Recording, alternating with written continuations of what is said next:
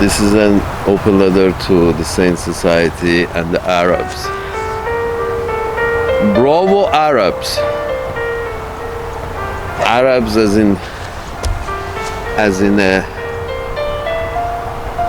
group of people who primarily reside in Arabian Peninsula and around the Arabian Peninsula and North Africa. Bravo Arabs. I was very amused when during the Arab Revolution, I was observing it as a common man does, as an alien on your planet. I did what a common man does, and as normal, I was observing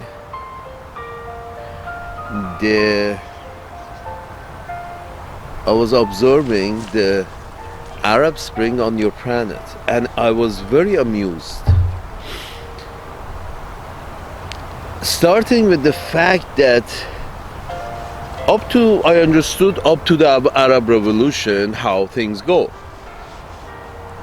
But what happened during Arab Revolution is when you lost me as Arabs.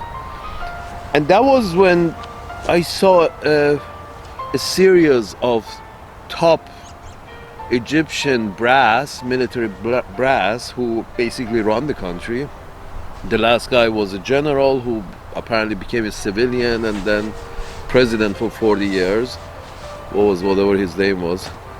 Now the new one, Sisi, is again another general who puts on civilian clothes and becomes the president for life or extended period of time. Anyway, I saw a series of these generals going to Washington DC, bending the knee and asking for orders, basically. They were asking for orders in Washington DC. And I was amused. It's like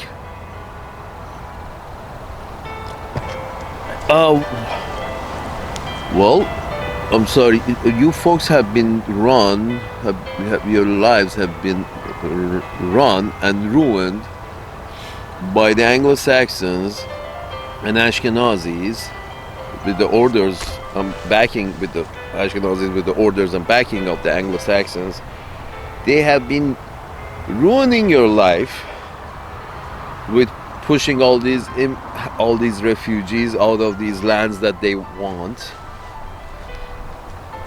They have been ruining your life. You cannot do anything meaningful, industrially, commercially, or militarily. You can't do anything useful because you're not allowed to be really independent.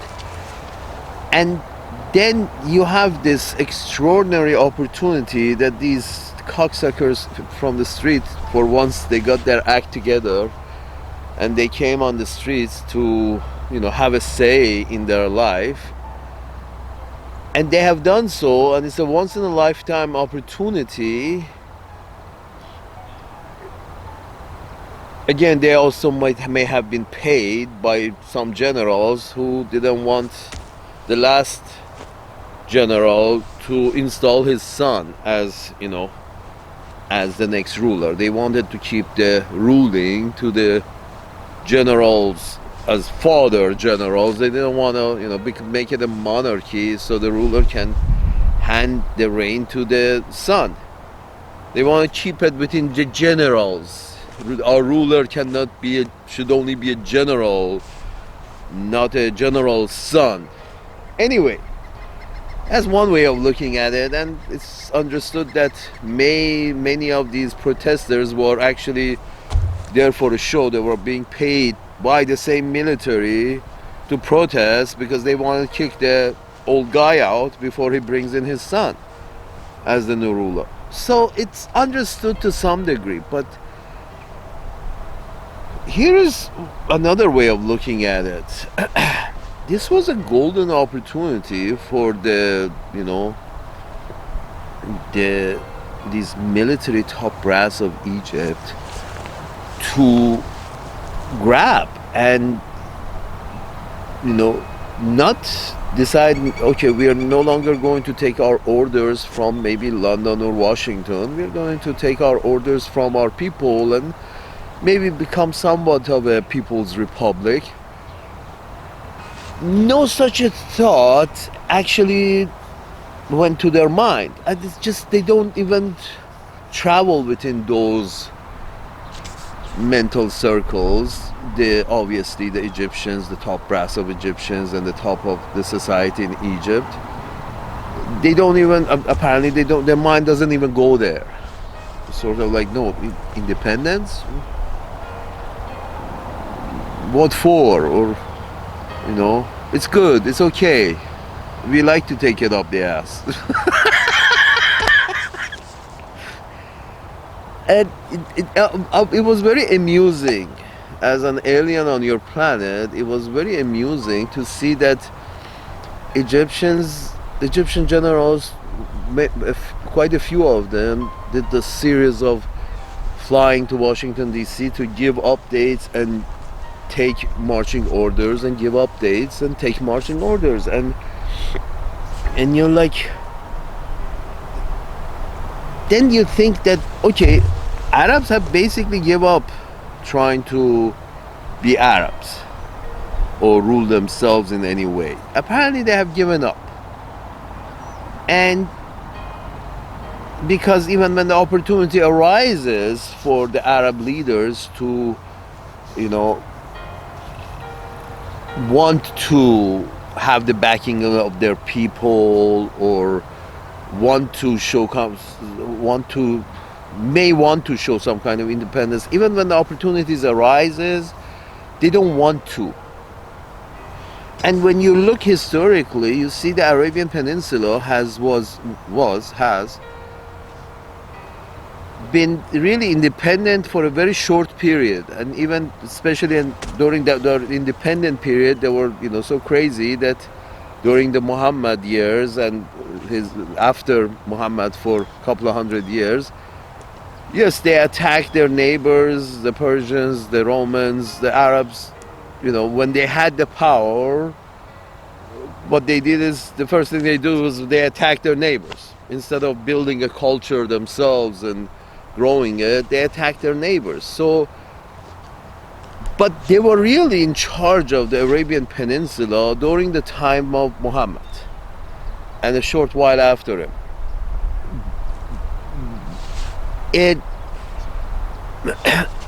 After that, you know, there were a series of different empires that took over Saudi Arabia. Those parts of it that was worth living in, you know, the northern parts, and mostly by the sea. Nobody really wanted to be the owner of the sand dunes. So empires never really went deep into Arabian Peninsula. They all wanted to own the peripheries. And before that, it was other empires who were the protectors of Saudi Arabian Peninsula. During Muhammad years, it was exception. After that, it was the Ottomans, the Mongols, who call themselves Turks now. These are the same Mongol seeds that are, resting in Asia, between Asia and Europe, in Turkey. And all the Turkic-speaking countries, these are all the remnants of the fucking Mongols. So the point is this: it was the Turks who ruled the Arabian Peninsula. Then it was the Anglo-Saxons. The ownership changed hand to the British, and the British dropped their seat there, the Ashkenazi, and watch it grow to a shit show now. Anyway, my point is this: the Arabs were never really in charge of Arabian Peninsula. Apparently, the Arabs don't want to be in charge. I guess Arabs are waiting for the Malaysian Islamic army to come and fight for their land, which they will never do. It's like, if you don't want to, stand up for your land, if you want to, you know, taking if you want to take orders from the Anglo-Saxons and in general rich white people don't have any problem issuing orders to you. You know, in fact, they prefer it that way. So, and apparently you prefer it that way. Arabs prefer to take orders because apparently they can't rule themselves. So, with this mindset, I'm not sure what else can be done for the Arabs. You see, a population has to want to take orders in order to be truly colonized. Indians are, you know, since somebody stopped giving them orders, they have been marching in place for what, 100 years now? Since their independence, 70 years. They have been marching in place. They haven't even been able to put together enough brains to come up with a sewer system for most of their cities. You know, forget about, you know, metro and forget about anything else that other people have made, produced, created a long time ago.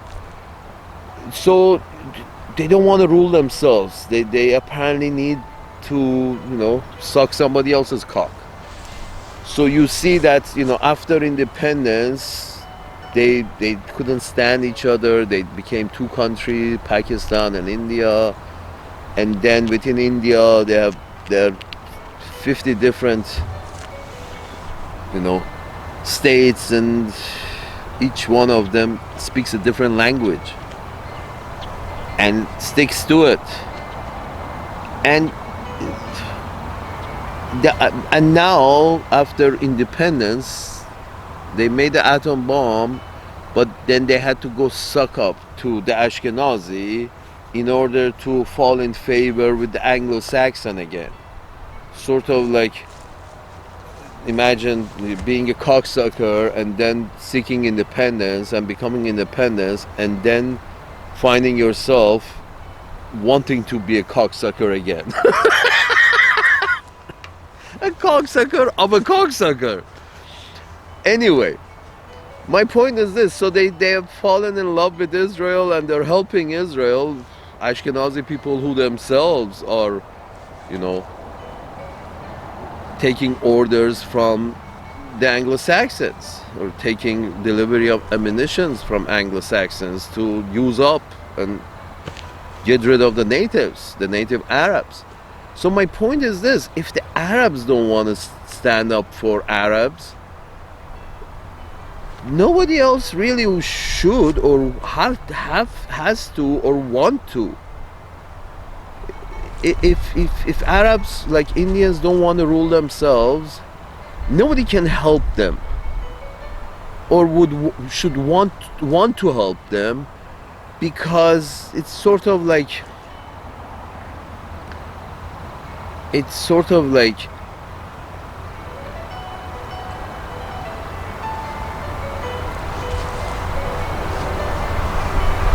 expecting a very retarded child to be independent. You can't leave a retarded child in the middle of a road and say, okay, go be independent. What are you talking about? If you leave a dog a few blocks down the road, because the dog already knows he cannot be independent in the city setting, the way he was born, these home-raised pets, they cannot be independent. The moment you let the dog go in the middle of a street, very close to home, the dog will find his way to home, because that's where he knows there is food. If there is any kind of IQ there are some dogs that they won't even go home because they get lost 2 streets down, because they have lost all their senses. They're home-risen dogs. Anyway, my point is this, that it's clear the Arabs are behaving, the Indians, the Arabs have behaved like the dog that if your pet, that if you know let it go, it will come back.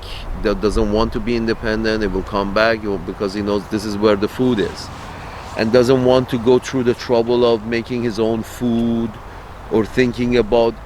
And then you see all the indignity and that the Arabs of certain places have endured, and other Arabs not really being interested. I mean, you see more protests in Japan with regards to Arabs suffering than you see in Saudi Arabia. You see, Saudi Arabians apparently, neither the rulers nor the ruled nor the middle class nor anybody, even the military in Saudi Arabia is not really. They see, believe me, they see the same images that everybody else sees, but they are not really moved by the images of slaughter of other Arabs in Arabian Peninsula. They're not really moved, and they're waiting, for example, for the Japanese to protest for them. I mean, you see more protests in favor of not having the Arabs get killed on Arabian Peninsula in Japan than you see in Saudi Arabia. It's sort of like it's called Arabian Peninsula, and this fucking thing is called Saudi Arabia, and there is more protest in Japan, and there is called Palestine. It's part of Arabian Peninsula, and there are a bunch of brown Arabs are being eliminated. And you see the Arabs are sort of like, on the phone to Washington DC, asking Washington DC how they should behave or how they should react to their own population, to the other countries, to this, to that. It's sort of like a dog who cannot be independent. There's no independence for a dog in the middle of a fucking city, because he's not even able to find his own food, make his own food, buy his own food, work for his food. So there is no such a program for a dog to be independent in the middle of a city. And that's why Egyptians, as such, it seems that they are as helpless as a dog in the middle of a city. They can't be independent. They call to ask permission, what to do, ask for their orders. They can't take responsibility. They don't want to take responsibility. They're good with what they have, and they just want to, keep their own home in order, their own house in order. And this is what I've seen with Arabs a lot. Whenever I have come across Arabs, intelligent, outspoken, intelligent, moderate, humble Arab, I have had difficulty coming across. I mean, I've seen one on screen, Mr. Bassem Yusuf, is the kind of Arab that I have not come across. Most of the Arabs that I have come across, that's your common Arab from that area, Arabian Peninsula, North Africa, they were very selfish, money oriented, selfish, family oriented. But beside my family, I could care less about the rest of you motherfuckers. That kind of mentality. And maybe they understand family, maybe they understand tribe, maybe they understand religion, but community as in the larger community, let me put it this way. You put what I've seen, you put 5 rich Arabs in a room without alcohol, you put 5 rich Arabs in a room, and you go in and you can feel the arrogance and within 5 minutes you're going to have a fight. You put five rich Arabs who, always in the process of measuring their dicks against their friends and family, and everybody's got a big dick, got a big car. If they can get a big car, they get a big car, the biggest car they can get. It's a pretty showy kind of a culture. So you put five rich Arabs in a room, and within 5 minutes you will have a fight. If they don't know what the pecking order is, whose dick is bigger. So you see, this is how, the kind of cultural stereotype that they say, oh, you shouldn't make stereotype. Of course you should make. There is a stereotype. I mean, they get into a fight within 5 minutes because, the testosterone goes through the roof. And, DJ Khaled, I believe, is a prime example of, stereotypical Arab. It's sort of like, no, I'm good, my family is good, I got a couple of kids, they're good, my wife and my girlfriends are good, so what do I care about them motherfuckers? Them motherfuckers probably had it coming. You can say that, but the salute. The position of DJ Khaled is, in 2024, is more or less the same position of General Khaled is in Egyptian army, and Marshal Khaled in Jordanian army. The position of all these Khaleds are more or less the same. They don't think country or collect Arab society or country.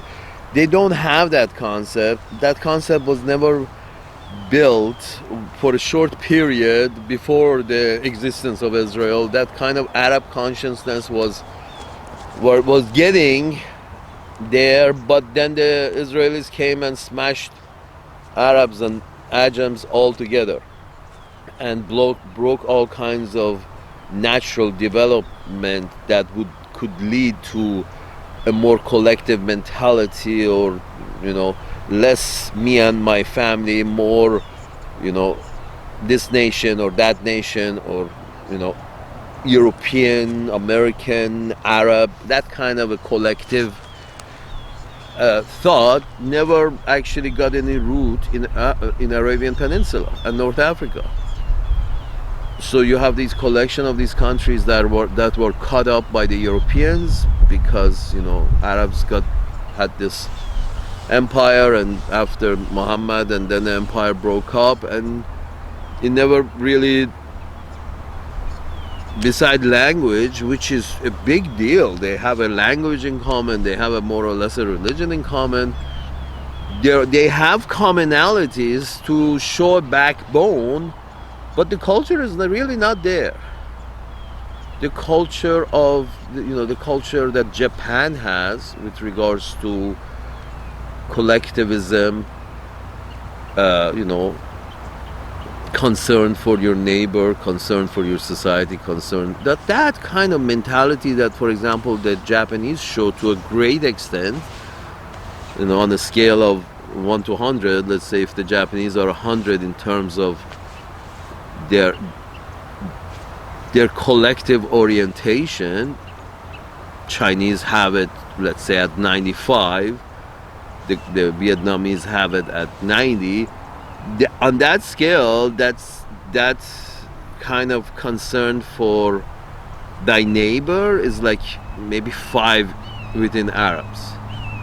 It's sort of like, and Bassem Youssef is imagined that this is all Arabian Arabs, all Arabs, and you have like a handful of Arab voices who actually spoke up, that came on screen and acknowledged the bullshit. It's sort of like, nope, I'm not going to talk about it because I'm going to be in trouble, and that's it. No, I don't give a fuck. So a handful of known Arabs, forget about Arab leaders, they, if the Washington told them to go talk a big game, they would go talk a big game. The Washington told them, okay, enough talking a big game, stop, now you can shut up for a while now. They shut up. So, and the people are okay with this because the people are like this, more or less. I've seen common Arabs who, once the pecking order is they know what is the pecking order. They know this guy has 5 Mercedes and this guy has 4 Mercedes and I have 3 Mercedes and that guy has 2 Mercedes. Now they recognize the pecking order and the testosterone level comes down a little. They can barely stand each other in a room, 5 rich Arab guys. But the same 5 rich people, Japanese, can enjoy each other's company in a room. The same, 5 rich, Germans can more or less stand each other in the room and enjoy each other's company. But no such thing in Arab society. It's like no. First we have to learn what is the pecking order, and then we have to fight over it. Maybe we don't agree what the pecking order is, then we have to fight over it. And that's what we have seen in Arabian Peninsula, that continuous fighting between Arabs and not talking between Arabs and trying to measure each other's dick between the Arab countries to see what is the pecking order, and not really giving any fucks about if another Arab country comes under attack. They actually provide the lily pad for it. They provide the ground for Anglo-Saxons to come and attack another Arab country, because they feel if that Arab country is too big, has a bigger dick than me, so let me invite the Anglo-Saxons to break his dick, so now in the pecking order my dick becomes the biggest one. That's the whole idea of this competition between these Arab nations. Is sort of like they still, what they understand is what is the pecking order, who's got the biggest dick, and but as long as all the dicks have to go and get their orders from a pink skin in Washington DC, everything is fine. But in between them they have a dick measuring contest, but none of them mind sucking on the Anglo-Saxon's dick.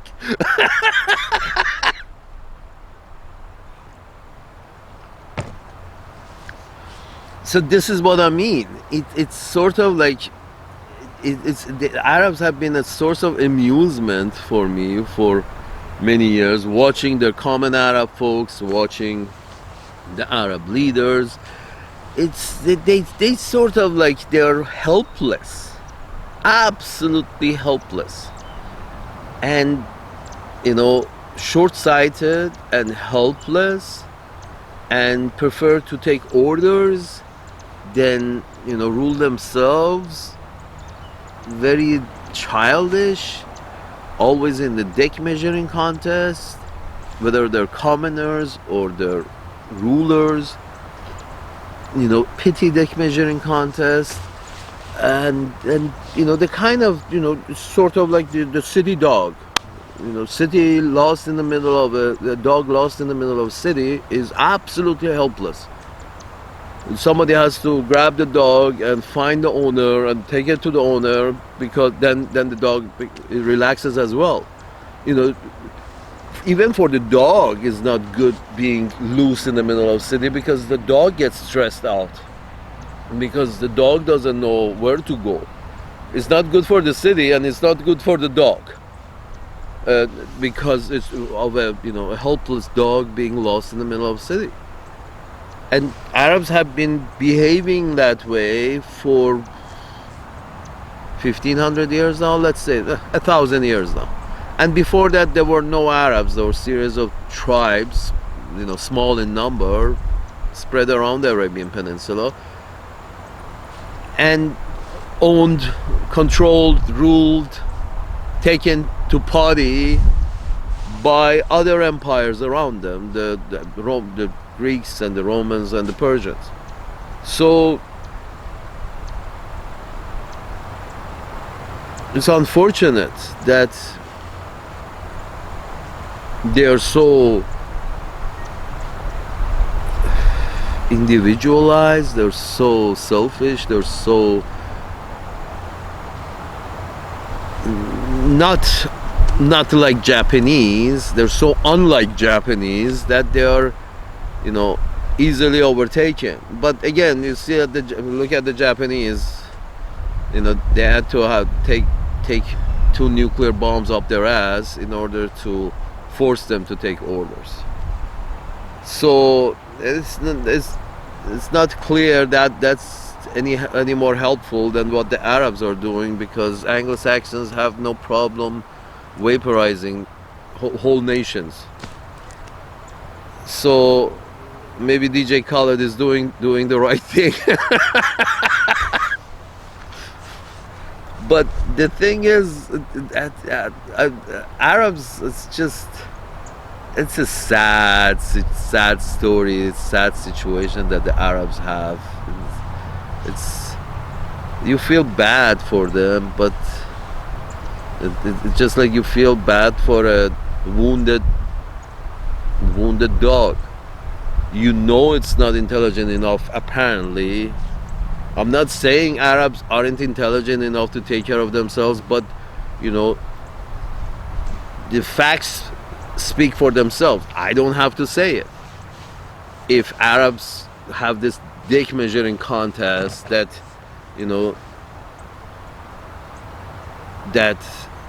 Saudi Arabia provides land and bases for Anglo-Saxons to come and put down Arabs and the Persians and the this and the that. If Arabs, so in comparison, Saudi Arabian dick would measure the biggest one in the region by destroying their neighbors in this way, with the help of with the actual asking Anglo-Saxons to come and chop off other people's dick. So the Saudi dick would measure the biggest. With that kind of mentality, it's hard for Arabian people as a people to keep any kind of dignity, because if you get whoever gets into a dick measuring contest has already given up dignity altogether. I don't know many dignified people who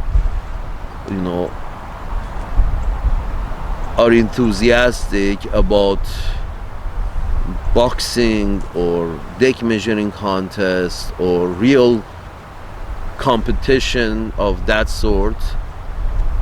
I don't know many dignified people who are interested in any of that, who would be interested in dick measuring contests. So I guess it is what it is.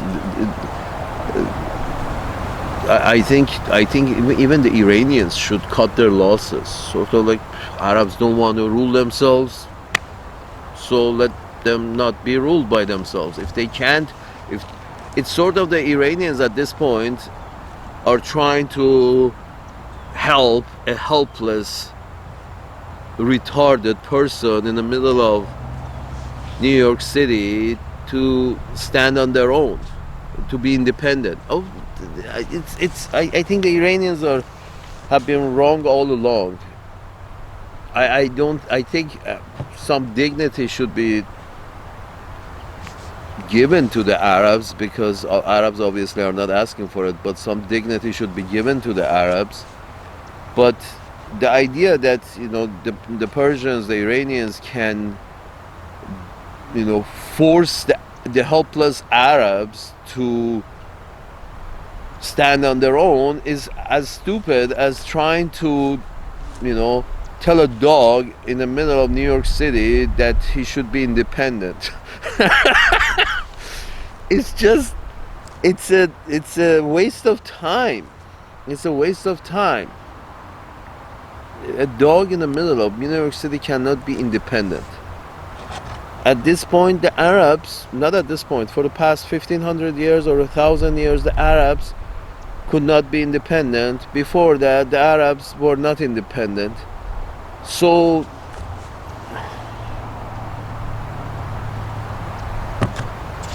and they're comfortable that way, just like the dog is comfortable once the dog finds his owner in New York City. The dog becomes comfortable, the owner becomes comfortable, they're both comfortable because, the dog cannot be independent. And the owner cannot be without a dog.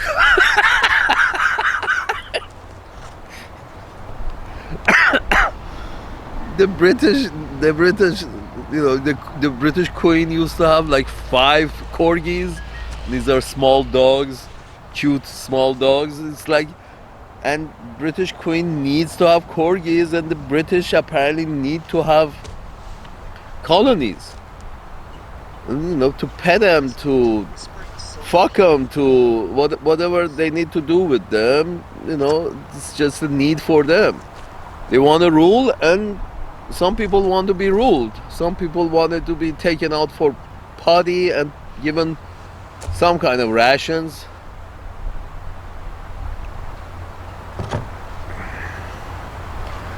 And sometimes blaming the British is just not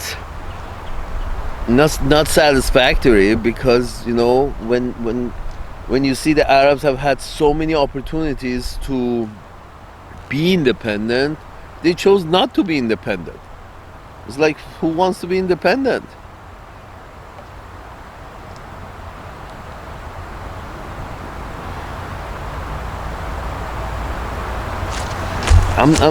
It's not a. It's a source of amusement on your planet for me. It's very amusing. I think the Iranians should cut their losses, allow Arabs, if the Arabs don't want to be invaded by the Ashkenazi, the Anglo-Saxons, and the Turks, the Mongols, sorry. If the Arabs want to be want to be controlled by the Ashkenazi and the Anglo-Saxons and the Mongols from the north, the Turks, then let them be. It's obviously they can't take care of themselves. Let them be.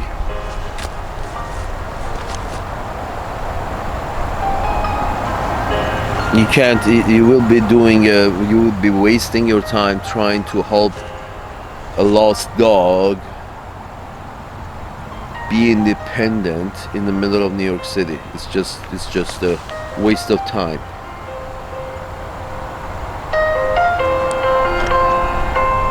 Salute.